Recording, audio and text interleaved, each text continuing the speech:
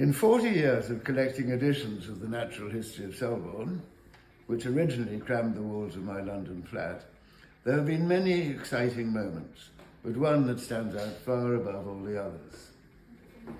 Over the years, as my collection grew, I was frequently asked which particular volumes I was still looking for.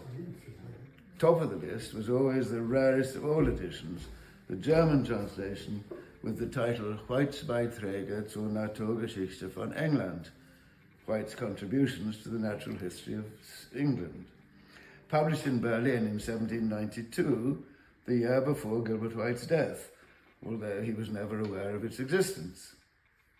Only 15 copies of this edition were known to be held in libraries around the world, 2 in England, the John Rylands Library, Manchester, and the Museum of Zoology, Cambridge, 1 each in America, Harvard University, France, Strasbourg University, and Switzerland, Basel University, and the rest in various German state and university libraries.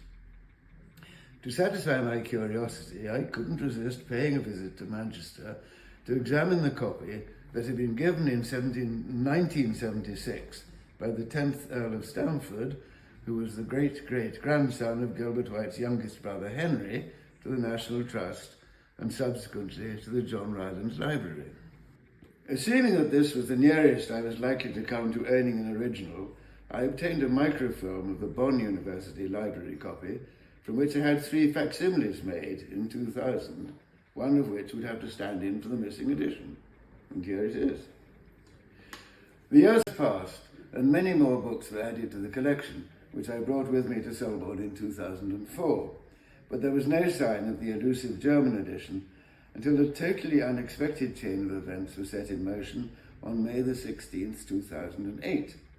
That was the day I got a call from the Wakes inviting me to meet a visitor from Stockholm, Christian Ehrhammer, who was researching the life of Gunnar Brusewitz, illustrator of the Swedish edition Naturen i Selborne, published in 1963. Are you still with me? He came to look at my collection and asked the usual question, what was I still searching for?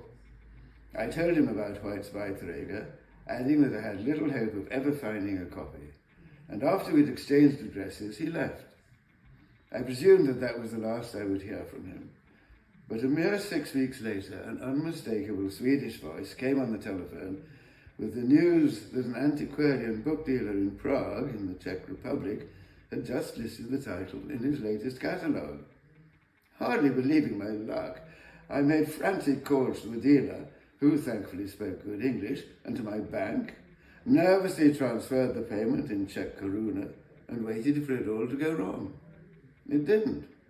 And on July the 15th that year, the 3rd known copy of White's Beiträge zur Naturgeschichte von England, ever to reach English shores in more than 2 centuries, was in my hands.